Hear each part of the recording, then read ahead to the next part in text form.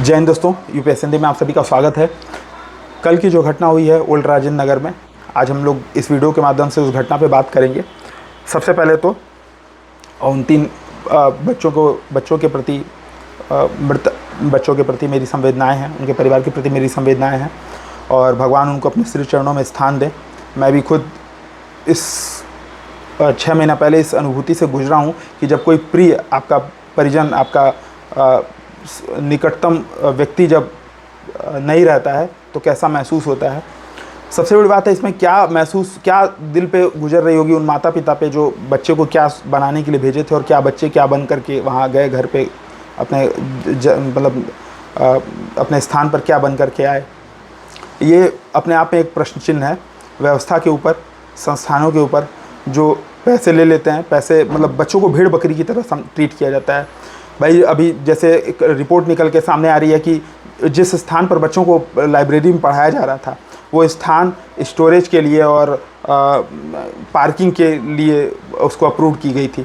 वहाँ पे बच्चों की लाइब्रेरी चल रही थी, तो भेड़ बकरी की तरह ट्रीट किया गया। मैं खुद जब दिल्ली गया था तो देखा था कि एक एक रूम में 10 बाई 10 का रूम है, 4 बच्चे, 5 बच्चे चारपाई के ऊपर चारपाई डाल करके पड़े हुए हैं। लाइब्रेरी में बहुत ही कंजेस्टेड जगह में रह रहे हैं यार। अब क्या ही उसमें बोलूँ। ठीक है, बच्चों की भाई जाहिर सी बात है कोई खुशी नहीं रहता, मजबूरियाँ रही होंगी। ठीक है, यूँ ही कोई ऐसे नहीं रहता। लेकिन इस पे अब बात आ गई है, ये समय आ गया है, खतरे की घंटी बज चुकी है, बात आ गई है, समय आ गया है कि अब इस पे बात किया जाए। आप सोचिए ना, दिल्ली में दिल्ली सबसे ज़्यादा भूकंप प्रवण क्षेत्र में है। अगर भगवान न करें ऐसी स्थिति में अगर कोई बहुत बड़ा विध्वंसकारी भूकंप आ जाए तो उस स्थिति में हमारा क्या एस्केप प्लान होगा, हम बच्चों को कैसे बाहर निकालेंगे। ठीक है, तो ये बहुत सारी ज़िंदगियों का सवाल है और मैं कुछ पॉइंट्स यहाँ पे आपके सामने रखना चाहूँगा। पहली चीज़ तो ये है कि आप चाहे किसी कोचिंग में एडमिशन लें, चाहे किसी लाइब्रेरी में एडमिशन लें, तो दो तीन चीज़ें हैं, उनको ज़रूर ध्यान में रखें। पहली चीज़ कि कम से कम 2 बाहर निकलने के एग्ज़िट दरवाजे हों, 2 दरवाजे हों 2 जगह पे। ठीक है, बहुत ज़्यादा तीसरी चौथी बिल्डिंग, 5वीं बिल्डिंग ना हो, 5वां तल्ला का बिल्डिंग ना हो, 1-2 तल्ला तक चलता है। ठीक है, उसमें भी कम से कम 2-4 दरवाजे हों, सीढ़ियाँ हों निकलने के लिए। फायर प्लान वगैरह मजबूत हो, बच्चों को ये पता हो कि अगर ऐसी कोई परिस्थिति होती है तो कैसे निकला जाए, कैसे किस जगह से बाहर निकला जा सकता है। क्योंकि कई बार ऐसा देखा गया है कि 5 तल्ला 6 तल्ला बिल्डिंग बन जाती है, बच्चे वहाँ पे पढ़ते हैं, आग लग जाती है, 5 तल्ला 6 तल्ला से कूदना पड़ता है। तो ऐसी स्थिति में 2 तल्ला तक ही परमिसेबल हो। बेसमेंट का उपयोग न किया जाए, कमरे हवादार हों, जो वायरिंग वगैरह हो इनका समुचित जांच हो। जाहिर सी बात है बच्चे इन सब चीज़ों को नहीं कर पाएंगे, तो ये सरकार से निवेदन है कि सरकार इस चीज़ को देखे। जो जिम्मेदार अधिकारी हैं वो ये समझ कर देखें कि हो सकता है कल को उनका बच्चा, कल को उनका कोई परिजन इस जगह पे जा कर के पढ़ सकता है, उसके साथ कुछ ऐसी घटनाएं हो सकती हैं, तो इस चीज़ का ध्यान में रखें। ठीक है, पानी वगैरह, टॉयलेट वगैरह की तो व्यवस्था वो बेसिक नीड है, वो तो होगी ही होगी, लेकिन इन चीज़ों का ध्यान रखना आवश्यक है। क्योंकि ये ध्यान रखिएगा, कल जो बच्चों की क्षति हुई है वो बाढ़ पानी के कारण हुई है। हो सकता है अभी कुछ दिन पहले न्यूज़ में आया था करंट की वजह से, कुछ दिन पहले न्यूज़ में आया था आग की वजह से बच्चे की मृत्यु हुई। तो भविष्य में भूकंप भी एक बड़ी आपदा बन करके आ सकती है। तो आप सभी से निवेदन है, इस वीडियो को ज़्यादा से ज़्यादा शेयर करिए और सरकार से निवेदन है कि इन चीज़ों का प्रॉपर ऑडिटिंग हो, जो जिम्मेदार अधिकारी हों उनको प्रॉपर फील्ड में भेजा जाए और वो अपनी जिम्मेदारी से बच ना पाएँ, ऐसी व्यवस्था का निर्माण हो।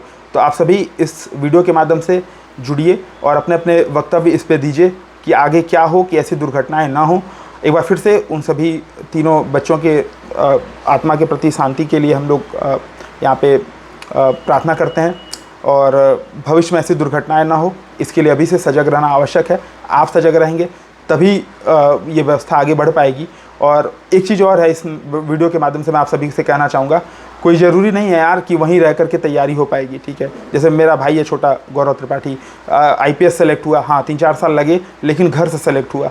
तो मेहनत करोगे, कुछ बड़ा रखने का अगर हौसला है तो आप कहीं से कुछ भी कर ले जाओगे। और यही IAS बन जाना ही अपने आप में पर्याप्त नहीं है यार। ठीक है, आप कम से कम अपने परिवार के लिए, अपने समाज के लिए कुछ बड़ा करो, ऐसा होना चाहिए। ठीक है, अब वो 3 बच्चे क्या ही कर पाएंगे यार, क्या उनके माता पिता पे क्या बीत रही होगी, कैसे इसको मैं बोलूँ। ठीक है, मेरे पास इसके लिए शब्द नहीं हैं, लेकिन अब आवश्यकता इस बात की है कि हम सभी को सजग हो जाना चाहिए। खतरे की घंटी बज चुकी है। कोई भी बड़ा खतरा भविष्य में सामने आ सकता है, खास करके दिल्ली और प्रयागराज क्षेत्रों में, जहाँ पे एक एक रूम में 5-5, 10-10 बच्चे रह रहे हैं, 5-5, 10-10 तल्ले की बिल्डिंगें हैं और भेड़ बकरी की तरह ठूसे पड़े हैं। तो अब आवश्यकता है